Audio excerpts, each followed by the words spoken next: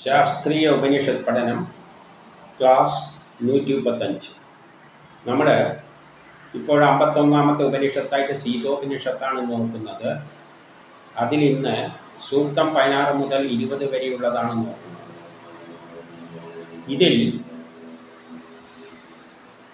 പ്രപഞ്ചം ഉണ്ടായ വിധം നമ്മൾ വേദപഠന ക്ലാസ്സിൽ ആദ്യം എന്താണോ പറഞ്ഞത് ആ കാര്യമെല്ലാം സീതയിലൂടെ നടന്നതായിട്ട് പറഞ്ഞു കൊണ്ടുവരികയാണ്. സീതയല്ല, സീത എന്ന് പറഞ്ഞാൽ പ്രകൃതിയാണ്, പുരുഷനും പ്രകൃതിയും.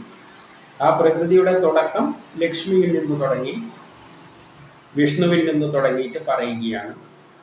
അപ്പോൾ അതിൻ്റെ ഓരോ കാലഘട്ടത്തിലെ രൂപമായിട്ടാണ് സീതേനെ എല്ലാം ചിത്രീകരിച്ചിരിക്കുന്നത്. അപ്പോൾ ലക്ഷ്മി സീതയെല്ലാം ഒന്ന് തന്നെ. അപ്പോൾ ആ തരത്തിൽ പറയുന്നത് എന്താണെന്ന് നോക്കാം. ആദ്യം സൂക്തത്തിലേക്ക് വരാം.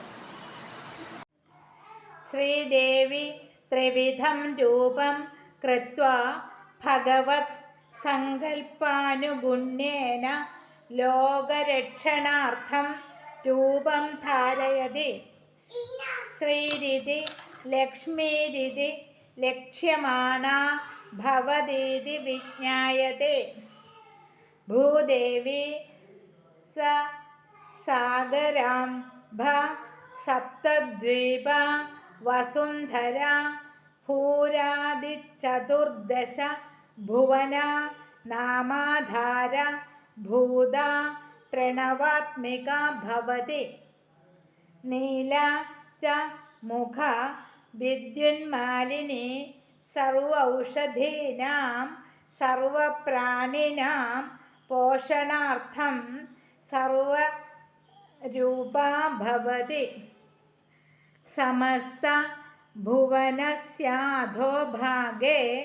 ജലാകാരാത്മിക മണ്ഡൂകമയേതി ഭുവനാധാരേതി വിജ്ഞായതേ.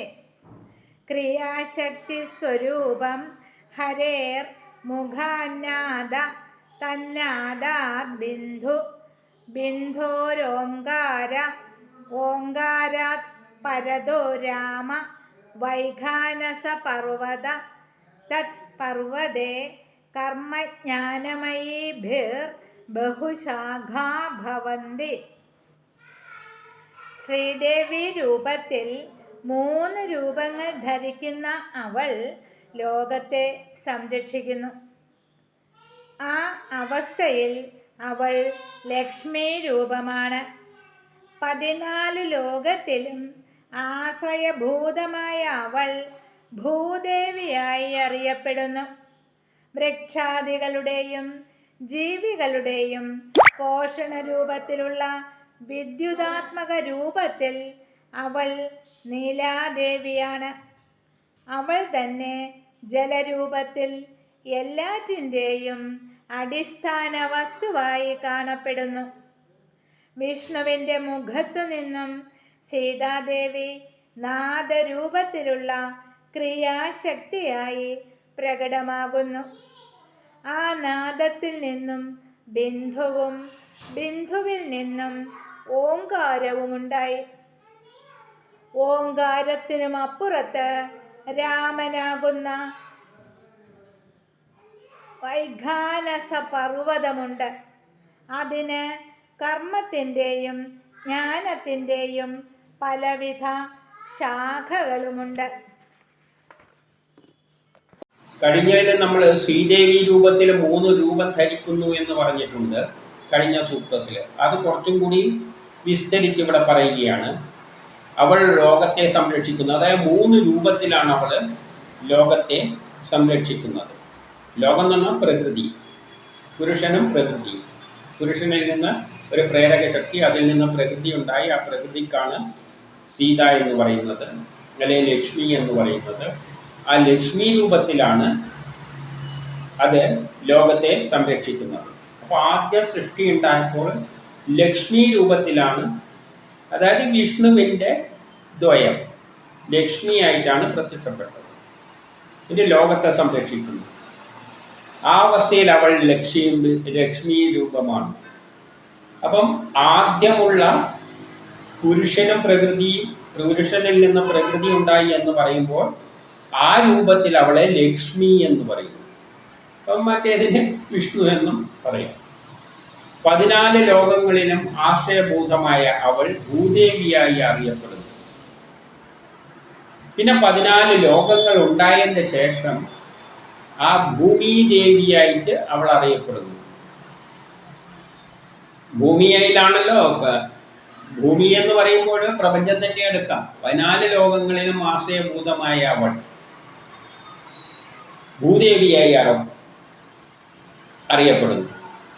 അപ്പോൾ ആദ്യം വിഷ്ണു ലക്ഷ്മി രൂപം ധരിച്ച് ആ ലക്ഷ്മിയിലൂടെ പ്രപഞ്ചമുണ്ടായി. ആ പ്രപഞ്ചം ഉണ്ടായപ്പോൾ മുതൽ അവൾ ഭൂമിദേവിയായി അറിയപ്പെടും. പേര് മാറി, അതിൻ്റെ രൂപം മാറി. ആദ്യം ഒന്നുമില്ല, അതിലൊരു പ്രേരക ശക്തിയാണ് വന്നത്. ആ പ്രേരക ശക്തിയിൽ നിന്നും ദ്വയമായ ശ്രീ ലക്ഷ്മി രൂപമായി. അവളാണ് ലോകത്തെ സംരക്ഷിക്കുന്നത്. ഇനി ഉണ്ടാകാൻ പോകുന്ന ലോകമെല്ലാം അവളിൽ നിന്നാണ് ഉണ്ടായത്. അതുകൊണ്ട് അവളാണ് സംരക്ഷിക്കുന്നത്. പിന്നെ പ്രപഞ്ചമായി മാറിയ ഈ ഭൂമി 14 ലോകങ്ങളായി മാറിയപ്പോൾ അവളുടെ പേര് ഭൂദേവി എന്ന് അറിയപ്പെടുന്നു. പിന്നെ അത് കഴിഞ്ഞിട്ട് വൃക്ഷങ്ങളുടെയും ജീവികളുടെയും പോഷണ രൂപത്തിലുള്ള വിദ്യുത്താത്മക രൂപത്തിൽ അവൾ നീലാദേവിയായിട്ട് അറിയുന്നു. 3 രൂപങ്ങൾ പറഞ്ഞല്ലോ, അതിൽ 3ാമത്തെ നീലാദേവിയാണെന്ന് കഴിഞ്ഞാലും പറഞ്ഞിട്ടുണ്ട്. അപ്പം അത് വിദ്യുത് രൂപത്തിലാണ് എല്ലാ വൃക്ഷങ്ങളിലും ജീവികളിലും. വിദ്യുത് രൂപം എന്ന് പറഞ്ഞാൽ ഈ ഇലക്ട്രോൺ പുറത്തേക്ക് വരുമ്പോഴാണ് വൈദ്യുതിയാകുന്നത്. ഇപ്പം ചെടികളിൽ ഭക്ഷണം പാകം ചെയ്യുമ്പോൾ ഇലക്ട്രോൺ എന്ത് ചെയ്യും? സൂര്യപ്രകാശം തട്ടുമ്പോൾ ആ ക്ലോറോഫില്ലിൽ നിന്ന് ഇലക്ട്രോൺ പുറത്തേക്ക് വരും. ആ പുറത്തേക്ക് വരുമ്പോൾ അതിന് വൈദ്യുതി. അപ്പം വൈദ്യുത രൂപത്തിലാണ് എല്ലാം സംഭവിക്കുന്നത്. ഒന്ന് കത്തുമ്പോൾ ഒരാറ്റത്തിലെ ഇലക്ട്രോൺ ഇറങ്ങിയിട്ട് മറ്റേലേക്ക് പോകുമ്പോഴുള്ള ആ സമയത്തുള്ള ഇലക്ട്രോണിന് ഫ്രീ ആകുന്ന, ഒന്നിൽ നിന്ന് മറ്റൊന്നിലേക്ക് പോകുമ്പോൾ ഫ്രീ ആകുന്ന ഇലക്ട്രോണിനെ വൈദ്യുതി, ഇലക്ട്രോൺ പുറത്തേക്ക് ഇറങ്ങുന്നതിനാണ് വൈദ്യുതി എന്ന് പറയുന്നത്. അപ്പോൾ ഇതിന് വിദ്യുത് രൂപമാണ്. ഇപ്പം എത്രയും ശാസ്ത്രീയമായിട്ടാണത് പറയുന്നത്. അപ്പോൾ ആ വിദ്യുത് രൂപത്തിലാണ് രാസപ്രവർത്തനങ്ങൾ നടക്കുന്നത്. അപ്പം ആ രൂപത്തിൽ അത് നീലാദേവിയാണ്. അപ്പോൾ എല്ലാ പ്രപഞ്ചത്തിൽ എന്തുണ്ടാകുന്നുണ്ടെങ്കിലും രാസപ്രവർത്തനത്തിലൂടെയാണ്. ഈ ലോകത്തിൽ എന്തെല്ലാം ഉണ്ടായിട്ടുണ്ടോ അതെല്ലാം രാസപ്രവർത്തനത്തിലൂടെയാണ്. അപ്പോൾ ആ രാസപ്രവർത്തനം നടക്കുമ്പോൾ അത് ഇലക്ട്രോൺ ഒന്നിൽ നിന്ന് മറ്റൊന്നിലേക്ക് ട്രാൻസ്ഫർ ചെയ്യുമ്പോഴുള്ള ആ വൈദ്യുത രൂപത്തെയാണ് എന്ത് പറയുന്നത്? നീലാദേവിയായിട്ട് ചിത്രീകരിക്കുക. അപ്പോൾ അത്രയും സൂക്ഷ്മമായ അവസ്ഥയിലുള്ളതാണ്, 3ാമത്തെ അവസ്ഥയിലാണ് നീലാദേവിയായിട്ട് അറിയപ്പെടുന്നത്. അവൾ തന്നെ ജലരൂപത്തിൽ എല്ലാറ്റിൻ്റെയും അടിസ്ഥാന വസ്തുവായി കാണപ്പെടുന്നു. ജലം പ്രവഹിക്കുന്ന രൂപത്തിലാണ് ഈ ഇലക്ട്രോൺ. അപ്പൊ ഇലക്ട്രോൺ തന്നെയാണ് ഈ പ്രപഞ്ചത്തിന്റെ അടിസ്ഥാന വസ്തു, ജലരൂപത്തിലുള്ളത്. അതിങ്ങനെ ഒഴുകിയാണ്. ന്യൂക്ലിയസിന്റെ ചുറ്റും ഇലക്ട്രോൺ ഒഴുകിയാണ് ഓർബിറ്റിലൂടെ. ഈ പ്രപഞ്ചം എന്ന് പറഞ്ഞാൽ ന്യൂക്ലിയസും ഇലക്ട്രോണും കൂടിയതാണ്. അതിന് ന്യൂക്ലിയസ് ഒന്നിലും പങ്കെടുക്കുന്നില്ല, പങ്കെടുക്കുന്നത് ഇലക്ട്രോണാണ്. അപ്പൊ ന്യൂക്ലിയസിനെ പുരുഷൻ എന്ന് പറയാമെങ്കിൽ അതാണ് രുദ്രൻ എന്ന് പേര് കൊടുത്തത്. ഇലക്ട്രോണിനാണ് പാർവതി എന്നോ സീത എന്നോ സതി എന്നോ എല്ലാം നമ്മൾ മറ്റേ വേദപഠനത്തിൽ സതീന്ന് സീതാന്ന് ഉമ എന്നെല്ലാം പറഞ്ഞെങ്കിൽ ഇവിടെ സീത എന്ന് പറയുകയാണ്.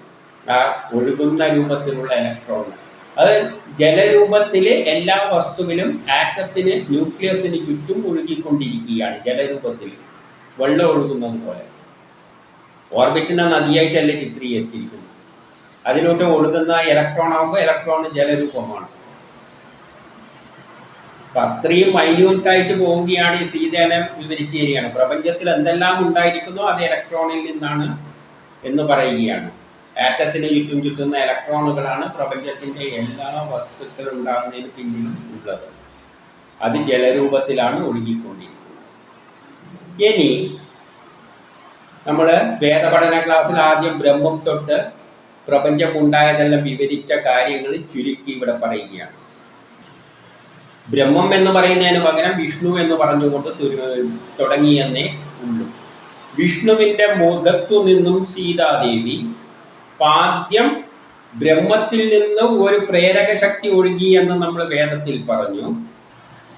അപ്പോൾ വിഷ്ണുവിൻ്റെ മുഖത്ത്, ഇവിടെ വിഷ്ണുവായിട്ട് പറയുകയാണ്, വിഷ്ണുവിൻ്റെ മുഖത്തു നിന്നും സീതാദേവി നാദരൂപത്തിൽ ഒഴുകി എന്ന് പറഞ്ഞാൽ തരംഗ രൂപത്തിൽ ഒഴുകി. ഒരു പ്രേരക ശക്തി, ഒരു എനർജിയാണ് ആദ്യം ഒഴുകുന്നത്. അത് നമ്മൾ വേദപഠന ക്ലാസ്സിൽ വ്യക്തമായി വിവരിച്ചു കഴിഞ്ഞു.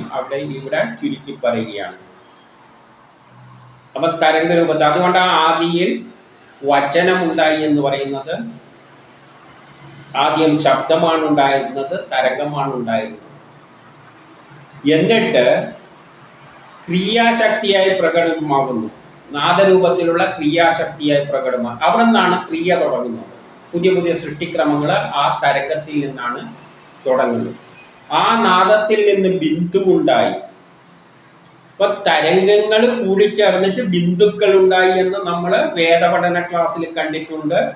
ആ ബിന്ദുക്കൾക്കാണ് അങ്കീരസുകൾ എന്നും കണങ്ങൾ എന്നെല്ലാം പറഞ്ഞത്. അവിടെ തരംഗമായി ഒഴുകി തിരിച്ചും തരംഗം ഒഴുകുമ്പോൾ അത് മീറ്റ് ചെയ്യുന്ന പോയിന്റിലാണ് എന്തുള്ളത്, ഇങ്ങനെ ഒരു തരംഗം വരച്ചു, തിരിച്ചു ഒരു തരംഗം വരച്ചാൽ ആ കൂട്ടിമുട്ടുന്ന ബിന്ദുക്കൾ ഉണ്ടാകുന്ന ആ ബിന്ദുക്കളാണ് ദ്രവ്യത്തിൻ്റെ രൂപം എടുക്കുന്നത്. ആ ബിന്ദുവിനാണ് നമ്മൾ അങ്കീരസുകൾ എന്ന് പറഞ്ഞത്. അതിലൂടെ പലതരം കണങ്ങൾ ഉണ്ടാകുന്നു എന്ന് പറയും. ഇലക്ട്രോണും പ്രോട്ടോണും എല്ലാം ഈ ബിന്ദുക്കൾ ചേർന്നിട്ടാണ് ഉണ്ടാകുന്നത്. അത് വേദപഠന ക്ലാസ്സിൽ നമ്മൾ ആദ്യം കണ്ടു കഴിഞ്ഞു. അപ്പം അവിടെ പോയി നോക്കിക്കഴിഞ്ഞാൽ വിസ്തരിച്ച് പറഞ്ഞിട്ടുണ്ട്. അപ്പം ബിന്ദുവിൽ നിന്നും ഓംകാരമുണ്ടായി. അതും വേദപഠന ക്ലാസ്സിലാണ് പഠിച്ചത്. എല്ലാ ബിന്ദുക്കളും കൂടിച്ചേർന്നിട്ട് ന്യൂക്ലിയസ് ആയിട്ട് മാറി. ഇലക്ട്രോണുകളെല്ലാം കൂടിച്ചേർന്നിട്ട്, ഇലക്ട്രോണും പ്രോട്ടോണും കണങ്ങളെല്ലാം കൂടിച്ചേർന്നിട്ട് ന്യൂക്ലിയസ് ആയിട്ട് മാറിയിട്ടുണ്ട്. അതാണ് ഓംകാരം എന്ന് പറയുന്നത്. ഓം എന്ന് പറയുമ്പോൾ നമ്മൾ വായുവിനെ അകത്തേക്ക് വലിച്ചെടുക്കുകയാണ്, കംപ്രസ് ചെയ്യുകയാണ്. ഓം പിടിച്ചമർത്തുകയാണ്. വായു എടുത്തിട്ട് പിടിച്ചമർത്തുന്നത് പോലെ ഈ പ്രപഞ്ചം മുഴുവൻ വ്യാപിച്ചു കിടക്കുന്ന ഈ കണങ്ങളെ വലിച്ച് ഒരു ബിന്ദുവിൽ കേന്ദ്രീകരിച്ചപ്പോൾ ആറ്റങ്ങൾ ഉണ്ടായി, ന്യൂക്ലിയസ് ഉണ്ടായി. ആ ന്യൂക്ലിയസ് ലോകം മുഴുവൻ വ്യാപിച്ചു. ആ ന്യൂക്ലിയസ് ആണ് ഇവിടെ ഓംകാരത്തിലൂടെ ഓംകാരമുണ്ടായി. ഓംകാരത്തിനും അപ്പുറത്ത് രാമനാകുന്ന വൈഖാനസ പർവ്വതമുണ്ട്. അപ്പൊ അതാണ് രാമൻ എന്ന വൈഖാനസ പർവ്വതമായി മാറിയത്. രാമനാകുന്ന വൈഖാനസ പർവ്വതമുണ്ട്. അപ്പൊ പർവ്വതത്തിന് അങ്ങനെ എല്ലാ കണങ്ങളെയും വലിച്ച് ഒരു പർവ്വത സമാനമായിട്ട് ഉള്ള ഒരു സാധനമാക്കി, ഒരു കരവസ്തുവാക്കി മാറ്റുമ്പോൾ ഉണ്ടാകുന്ന ന്യൂക്ലിയസിനെയാണ് വേദങ്ങളിൽ നമ്മൾ രുദ്രൻ എന്ന് പറഞ്ഞെങ്കിൽ ഇവിടെ അത് രാമൻ എന്ന് പറയുന്നത്. വേദങ്ങളിൽ ആ ന്യൂക്ലിയസിനെ രുദ്രനായിട്ട് പറഞ്ഞെങ്കിൽ ഇവിടെ ഈ ആറ്റത്തിൻ്റെ നടുവിൽ വരുന്ന ആ ന്യൂക്ലിയസിനെ രാമനാകുന്ന പർവ്വതമായിട്ട് ചിത്രീകരിക്കും. പർവ്വത സമാനം എന്ന് പറഞ്ഞാൽ ഒരു കട്ടിയുള്ള ന്യൂക്ലിയസ് ആയിട്ട് മാറും. അതിന് കർമ്മത്തിൻ്റെയും ജ്ഞാനത്തിൻ്റെയും പലവിധ ശാഖകളുണ്ട്. അതിന് ആ ന്യൂക്ലിയസ് ആണ് ആറ്റത്തിൻ്റെ ന്യൂക്ലിയസ്. അവിടെ നിന്നാണ് കർമ്മങ്ങളെല്ലാം തുടങ്ങുന്നത്. ഈ ആറ്റങ്ങൾ കൂടി ചേർന്നിട്ടാണ് പ്രപഞ്ചത്തിലുള്ള എല്ലാ വസ്തുക്കളുമായി മാറിയത്. അതിൽ ജ്ഞാനത്തിൻ്റെയും നമ്മളെ പഠിപ്പും എവിടെ നിന്ന് തന്നെയാണ് തുടങ്ങുന്നത്? ഈ ആറ്റത്തിൽ നിന്നാണ് നമ്മളെ പഠിപ്പും തുടങ്ങിയിരിക്കുന്നത്. ആധുനിക മോഡേൺ സയൻസ് തുടങ്ങിയിരിക്കുന്ന അപരാ സയൻസ് എന്നത്, മോഡേൺ സയൻസ് എന്നത് ആറ്റത്തിൽ നിന്നാണ് തുടങ്ങിയിരിക്കുന്നത്. അതിൻ്റെ മുമ്പിൽ പറഞ്ഞ ഇത്തരം കാര്യങ്ങളെല്ലാം പരാസയൻസിൽ വരുന്നതാണ്. അതെല്ലാം പണ്ട് വേദപഠന ക്ലാസ്സിൽ ആദ്യ ഭാഗങ്ങളിൽ പറഞ്ഞതുകൊണ്ട് ഇവിടെ ഇനി അതിനെ വിസ്തരിച്ച് പറയേണ്ട. ഇവിടെ അത് ചുരുക്കി പറഞ്ഞതായിട്ട് കണ്ടത്.